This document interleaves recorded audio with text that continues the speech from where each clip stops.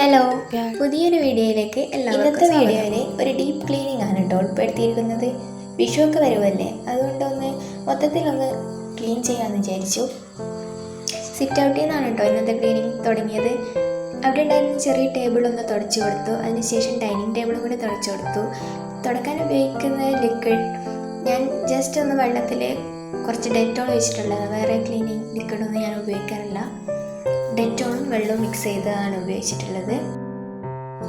ജനലിൻ്റെ glass മാത്രമല്ല, അതിൻ്റെ മരത്തിൻ്റെ സൈഡും കൂടെ ഒന്ന് തുടച്ചു കൊടുക്കുന്നുണ്ട്.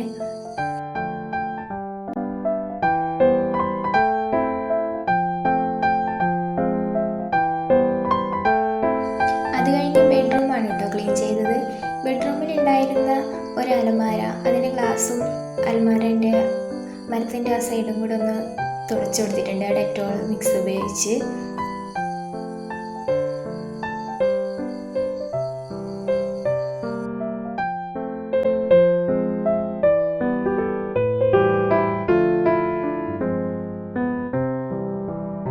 അത് കഴിഞ്ഞ് ക്ലീൻ ചെയ്തത് റൂമിലുണ്ടായിരുന്ന ജനലാണ്. അതിൽ കുറച്ച് അടച്ചു വെക്കുന്നതായതുകൊണ്ട് പുറം സൈഡിൽ കുറച്ച് പൊടി ഉണ്ടായിരുന്നു, അതൊന്ന് തുടച്ചു കൊടുത്തു.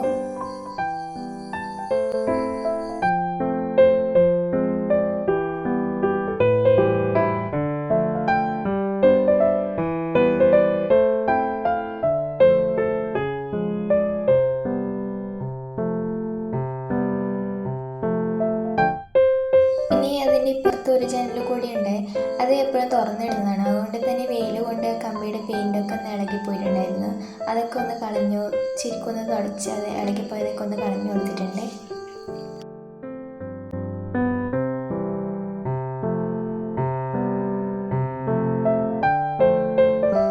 പിന്നെ ഞാൻ ഈ കർട്ടനൊക്കെ ഒന്ന് ഊരിയെടുക്കുന്നുണ്ട്, അതൊന്ന് അലക്കിയിടാനാണ്. ഞാൻ കർട്ടൻ എല്ലായ്പ്പോഴും ഒന്നും അലക്കാറില്ല. എന്തെങ്കിലും വിശേഷ ദിവസങ്ങളുണ്ടാകുമ്പോഴേ കർട്ടനൊക്കെ ഒന്ന് അലക്കിയിടാറുള്ളൂ. കാരണം അതിന് അധികം പൊടിയൊന്നും ഉണ്ടാകാറില്ല, അകത്തുള്ളതല്ലേ, പൊടിയൊന്നും ഉണ്ടാകാറില്ല, അതുകൊണ്ടാണ്.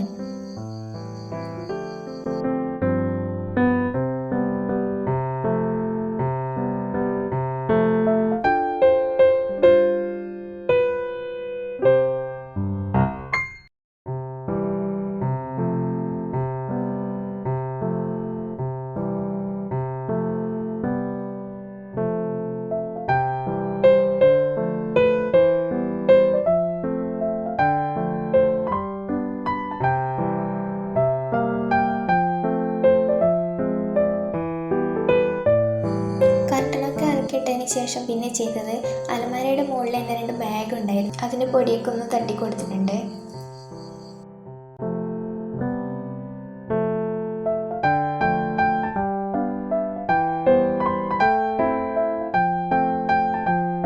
അതിനുശേഷം എടുത്തത് റൂമിലുണ്ടായിരുന്ന 2 ഫോട്ടോ ഫ്രെയിംസ് ആയിരുന്നു. അതധികം ഞാൻ എടുക്കാത്തത് കൊണ്ട് തന്നെ അതിൻ്റെ പുറകിൽ കുറച്ച് മാറാലൊക്കെ എടുത്തിട്ടുണ്ടായിരുന്നു. ഞാൻ ജസ്റ്റ് ഫ്രണ്ട് സൈഡ് മാത്രം ഡെയിലി തുടച്ചു കൊടുക്കുമായിരുന്നു, എടുത്ത് തുടക്കുന്ന കുറവായിരുന്നു. അതുകൊണ്ടൊന്ന് എടുത്ത് നോക്കിയപ്പോൾ അതിൻ്റെ പുറകിൽ കുറച്ച് പൊടികളും മാറാലൊക്കെ ഉണ്ടായിരുന്നു, അത് ഞാനൊന്ന് തുടച്ചു കൊടുത്തു. ഇനി ഇതുപോലെ 2 ഹാളിലും കൂടി ഉണ്ട്, അതും കൂടി ഒന്ന് തുടച്ചു കൊടുക്കണം.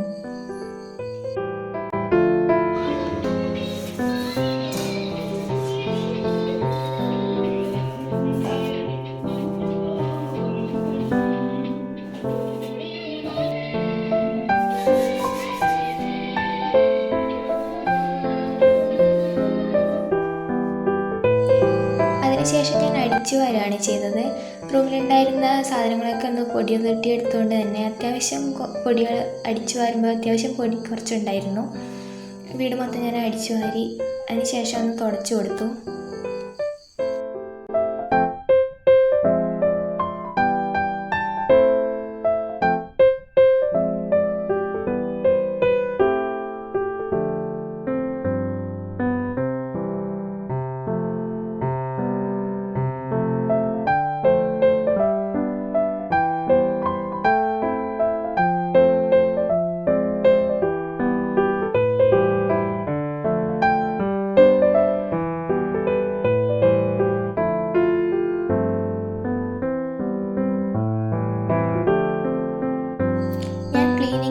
കാര്യങ്ങളും ആദ്യം റൂമിൽ നിന്ന് തുടങ്ങി പിന്നെ ഹാൾ, കിച്ചൺ അങ്ങനെ അങ്ങ് പോവുകയാണ് ചെയ്യാറ്. എനിക്ക് അതാണ് കുറച്ച് ഈസി ആയിട്ട് തോന്നിയിട്ടുള്ളത്.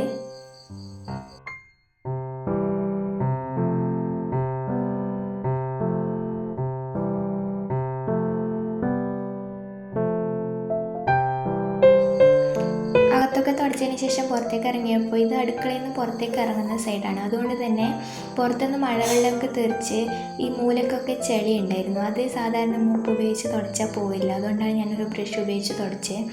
ഇന്നലെ മഴ പെയ്തിരുന്നു അവിടെ.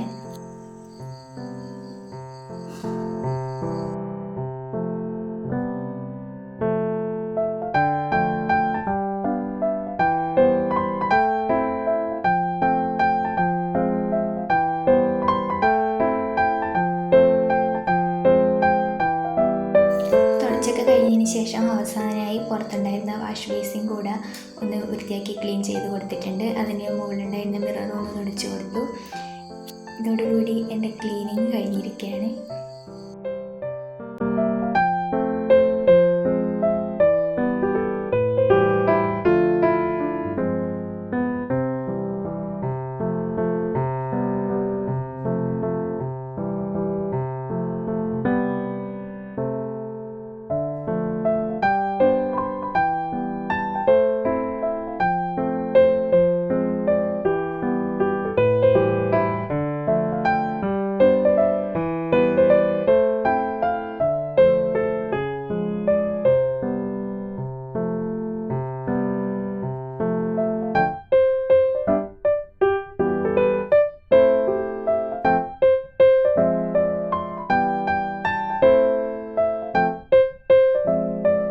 അപ്പോൾ ഇത്രയും നേരം വീഡിയോ കണ്ട എല്ലാവർക്കും നന്ദി. നിങ്ങൾക്ക് വീഡിയോ ഇഷ്ടപ്പെട്ടാൽ ഒന്ന് സബ്സ്ക്രൈബ് കൂടി ചെയ്ത് സഹായിക്കണേ. അതിൻ്റെ ഒപ്പം തന്നെ ലൈക്കും കൂടി ചെയ്ത് നിങ്ങളുടെ അഭിപ്രായം ഒന്ന് കമൻറ്റിലൂടെ പറയണേ. Thank you.